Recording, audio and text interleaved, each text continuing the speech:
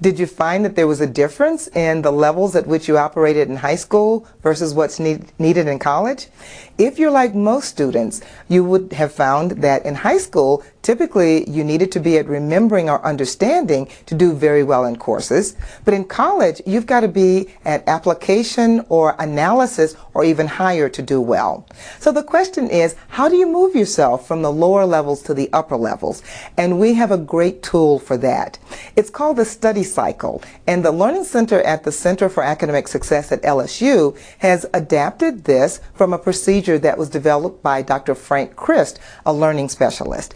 And the study cycle has 5 steps that are essentially guaranteed to move you from those lower levels to the upper levels. We'll take a closer look at that.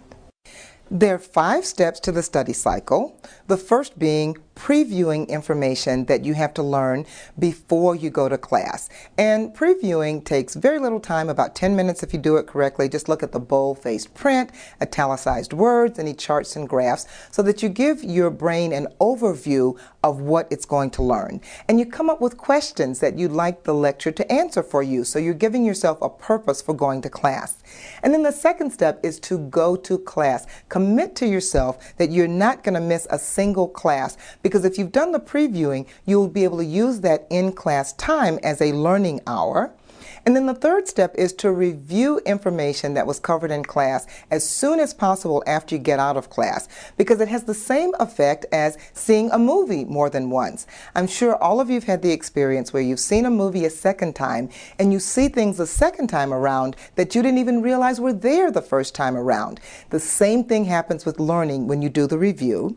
And then the fourth step is to do that intense studying. We are going to, in addition to spending about 10 minutes to preview and 10 minutes to review, we've got to do some intense studying. So for about 45 minutes to an hour, and you want to do one of these for at least every hour that you spend in class, where you spend an intense study hour.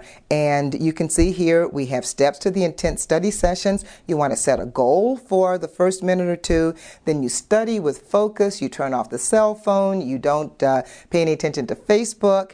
Study with focus, and then take a break and reward yourself, and then review what you've just studied. So again, you will see things that you hadn't seen before.